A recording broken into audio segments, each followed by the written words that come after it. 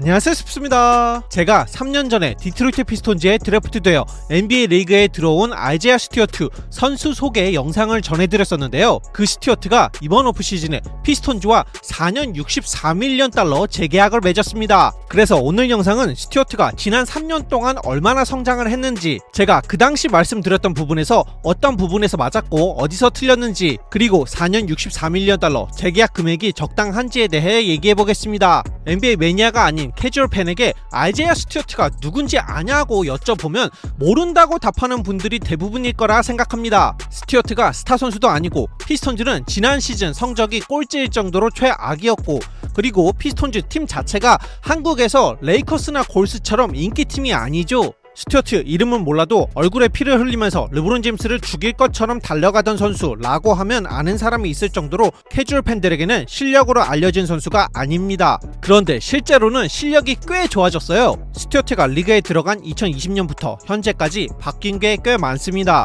스튜어트 선수뿐만이 아니라 피스톤즈 팀도 바뀌었고 리그 트렌드도 바뀌었는데요. 스튜어트는 키 2m 6cm 언더사이즈 빅맨으로 대학생 때 센터였고 피스톤즈에서 루키 시절에 센터를 많이 봤었습니다. 하지만 그 후로 피스톤즈가 키 큰 빅맨들을 모으기 시작했고, 현재 피스톤즈에 스튜어트를 제외하고 젤런 듀렌, 제임스 와이즈만, 마빈 베글리가 있습니다. 특히 저번 시즌 루키 젤런 듀렌이 루키치고 굉장히 잘하는 모습을 보였고, 키가 작은 스튜어트는 파워포워드로 포지션을 바꿨습니다. 그런데 스튜어트가 단순히 키가 작아서 4번으로 간 게 아니라 루키 때와 달리 이제는 4번을 볼 수 있는 선수가 되었기 때문입니다. 4번을 볼 수 있게 된 가장 큰 이유는 바로 3점이에요. 대학교 시절에는 3점을 경기당 0.6개 써서 25%를 기록했습니다. 굉장히 안 좋죠. 하지만 슈퍼미 나쁜 편이 아니고 워크 에틱이 좋은 선수로 유명하기 때문에 3점은 나중에 좋아질 것 같다고 생각했었습니다. 그런데 실제로 저번 시즌부터 확 좋아지기 시작했습니다. 2년 차에는 3점을 경기당 평균 0.6개를 쐈었는데 지난 시즌 3년 차에는 경기당 3점 4.1개 32.7%를 쐈습니다. 3점 32.7%는 잘 쏘는 게 아니죠. 그런데 피스톤즈가 왜 4년 64밀리언 달러 재계약을 했을까요? 스튜어트는 저번 시즌 어깨 부상으로 시즌 아웃이 되었고, 그래서 2월 26일이 마지막 경기였습니다. 하지만 스튜어트가 실제로 어깨 부상을 당한 건 1월이었고 어깨 부상을 당하기 전에는 시즌 3점 38%를 쏘고 있었습니다. 3점 평균 4개를 쏘면서 38%를 쏘는 빅맨이면 아주 훌륭하죠.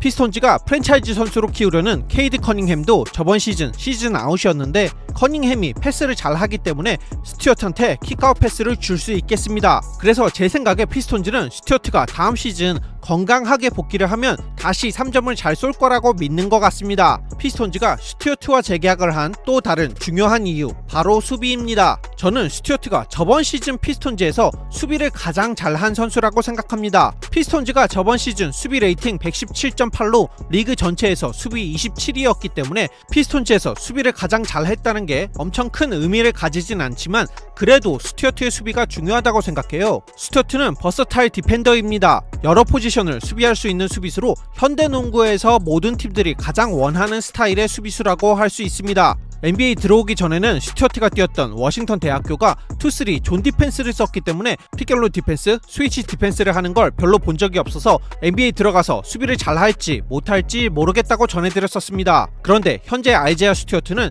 여러 포지션을 꽤 잘 막는 선수가 되었습니다. 아무래도 키는 2m 6cm로 빅맨치고 작은 편이지만 윙스팬이 2m 23으로 엄청 긴 편이라 이게 가능한 것 같아요. 거기다가 힘까지 세고 은근히 잘 움직입니다. 그리고 스튜어트는 언더사이즈 빅맨인데 리바운드를 잘 잡습니다. 경기당 평균 28.3분을 출전해서 리바운드 8.1개를 잡았습니다. 키 큰 센터 팀원들이 있는데도 이 정도로 잡는 건 잘했고, 평균 35분 정도 출전했으면 리바운드 10개 이상 잡을 수 있다고 봅니다. 피스톤즈는 2년 전에 드래프트 전체 1픽으로 뽑은 케이드 커닝햄, 그리고 저번 시즌 1라운드 5픽으로 뽑은 제이든 아이비, 이 두 명이 이 팀의 현재이자 미래이고 이 둘이 다음 시즌에 볼 핸들링을 많이 할 것으로 예상이 됩니다. 특히 커닝햄이 리딩을 많이 할 것 같은데 커닝햄은 스크린을 굉장히 잘 이용하는 선수입니다. 픽앤롤은 아마 젤런 듀렌과 가장 많이 할 것 같은데 스튜어트도 스크린을 꽤 잘 거는 선수라 이 부분에서도 스튜어트가 도움이 될 거라 생각해요. 3년 전에 스튜어트를 소개해드릴 때와 지금 리그 전체가 바뀐 것이 있습니다.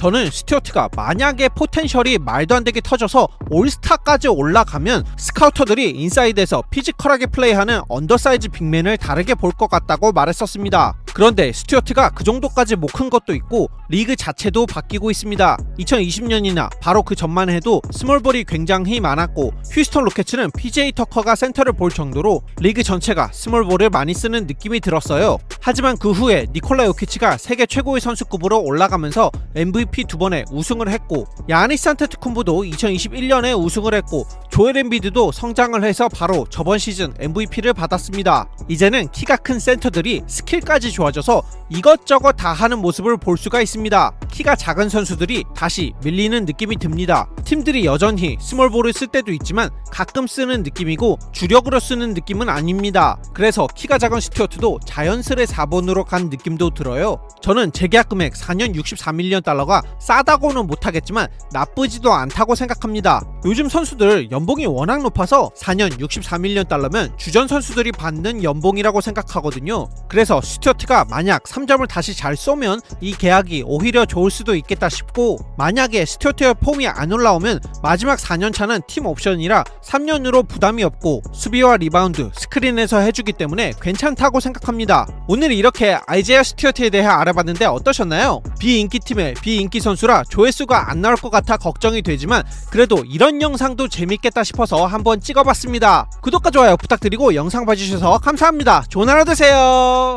Back to the basics, been a lot of things, but I never been basic. Run around bases, came from the basement, never been shameless. So I got stay in the streets, get dangerous, so I might bang it.